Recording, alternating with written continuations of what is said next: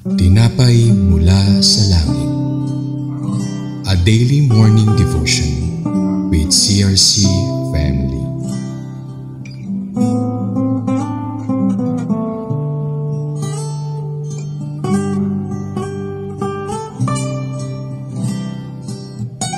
A blessed morning to all. Samahan niyo po ako na muli po nating tunghayan ang mga kaganapan sa Deuteronomy chapter 3. Ako po si Elder Nora F. Cabilin of CRC Mother Church. Let us start with a prayer. Heavenly Father, good morning po, and we praise and glorify your name. Thank you po sa magandang umaga, sa bagong buhay na may pag-asa at kalakasan. Ngayon po, we are asking the help and guidance of the Holy Spirit to clearly understand your message this morning, at ikaw ang siyang mapuri sa iyong mga salita. In Jesus' name we pray. Amen. Ang title po natin for this morning is Division of the Land Conquered on the East Side of the Jordan River. Ito ay mababasa natin from Deuteronomy chapter 3 verses 12 to 17. Let us read from NIV, verse 12. Of the land that we took over that time, I gave the Reubenites and the Gadites the territory north of Aroer by the Arnon Gorge, including half the hill country of Gilead, together with its towns. Verse 13. The rest of Gilead and also all of Bashan, the kingdom of Og, I gave to the half tribe of Manasseh. The whole region of Argob in Bashan used to be known as the land of the Rephites. Verse 14. Jair, a descendant of Manasseh, took the whole region of Argob as far as the border of the Geshurites and the Maacathites. It was named after him, so that to this day Bashan is called Havot Jair. Verse 15. And I gave Gilead to Machir, but to the Reubenites and the Gadites I gave the territory extending from Gilead down to the Arnon Gorge, the middle of the Gorge being the border, and out to the Jabbok River, which is the border of the Ammonites. 17. Its western border was the Jordan in the Arabah from Kinnereth to the Sea of the Arabah, that is the Dead Sea, below the slopes of Pisgah. Praise God. Balikan natin ang nakasulat sa Numbers chapter 32. Dito ay humiling ang Reubenites at Gadites na manatili na lamang sila sa eastern part of Canaan at huwag na silang mag-cross over sa Jordan River dahil kontento na sila sa lupaing meron sila, dahil ito ay may thick forest, sagana sa wheatland, may fertile and fruitful land at rich pastures para sa kanilang pamilya, mamamayan at livestock. So, hindi na sila naghahangad pa ng iba pang lupain. Ngunit di iyon sinang-ayunan ni Moses at ni Eleazar, dahil una, hahayaan na lang ba nilang makipagdigmaan ang kanilang mga kapatid samantalang sila ay kontento na sa kanilang kalagayan? Pangalawa, baka panghinaan ng loob ang kanilang mga kapatid sa pakikidigma, at pangatlo, baka matulad sila sa 10 spies na di sumunod at nagrebelde kay Yahweh. Kaya't sila ay di nakarating sa lupang pangako at naglagalag sila ng 40 years sa ilang at mga nangamatay. Kaya nangako si Reuben at Gad na sila ay susunod sa mga pinag-uutos ng Diyos at di na sila makikihati sa lupaing kanilang malulupig at mananatili na lamang sila sa eastern side of the Jordan River. At ganoon na nga ang nangyari. Sagbasa natin sa Deuteronomy sa mga naunang chapters, chapter 1 and 2, they won the battle. They conquered and took the lands by faith because it was God's battle and they have faith in God. So tunay na makapangyarihan at kamangha-mangha ang ginawa ng Diyos. Nakipaglaban sila sa mga giants na mayroong 9 to 13 feet in height, at ang kanilang mga kalaban ay sadyang malalakas at malalaki. Malalaki din syempre ang kanilang mga sandata, pero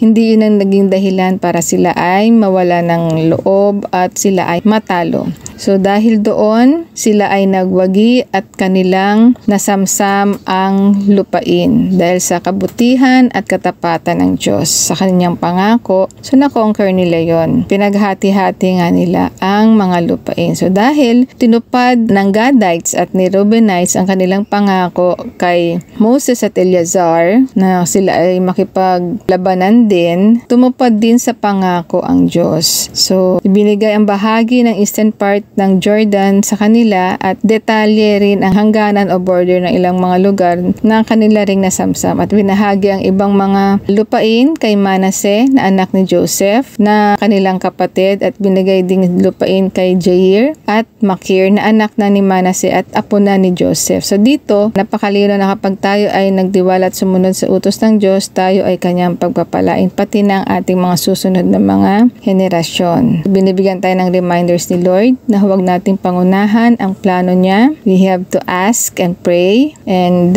seek His will, seek His instructions at huwag tayong matakot. Never doubt God's promises and power. Nabanggit din yung sa Joshua chapter 5 verse 6. Sabi doon, the Israelites had moved about in the wilderness 40 years until all the men who were of military age when they left Egypt had died, since they had not obeyed the Lord. For the Lord had sworn to them that they would not see the land He had solemnly promised their ancestors to give us, a land flowing with milk and honey. So ang nais lamang ng Diyos na ibahagi sa kanila kung ano ang nararapat para sa kanila. Kaya ang pulutan din natin ang aral ang ginawa ng Reubenites at ng Gadites, that we have to trust God, magtiwala sa Kanya dahil walang imposible para sa Kanya. Then never doubt God, because doubting God's power is a sin and we have to follow His will or be obedient. At alam nyo ba na kapag tayo ay sumunod sa Kanyang kagustuhan, meron po tayong reward na matatanggap.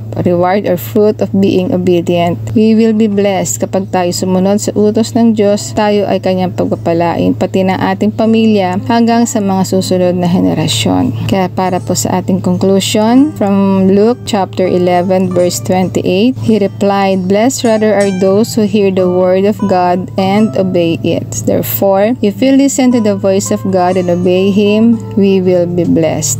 Let us all pray. God the Father, salamat po sa inyong mensahe ngayong umaga. Tunay na napakayaman na yung mga salita at ang bawat pangyayari sa Biblia, nasa Old Testament man o nasa New Testament, may mensahe kang nais iparating sa bawat isa at tunay na di ka nagbabago sa iyong mga pangako. Ikaw ang Diyos noon, ngayon at magpakailanman. Salamat sa iyong katapatan, sa iyong mga pangako at sa mayamang biyaya. Thank you, Holy Spirit, for your guidance and help us to focus on you at maging matatag sa bawat pagsubok at hamon ng buhay. Help us also to keep seeking your will and have strength and eagerness to obey it, so we will be blessed and you will be glorified in our lives. In Jesus' name we pray. Amen. Maraming salamat po sa bawat nakinig. Nawa ang lahat ay may natutunang aral sa mensahe ng Panginoon. Abangan po natin bukas ang mga susunod pang pangyayari sa buhay ng mga Israelites. Nakapupulutan po natin ang aral. See you all again bukas at 5:30 in the morning dito sa Tinapay Mula sa Langit. After watching this video, please press like and share. Keep sharing the words of God so that many will be blessed and saved. Amen. God bless po, and to God be all the glory.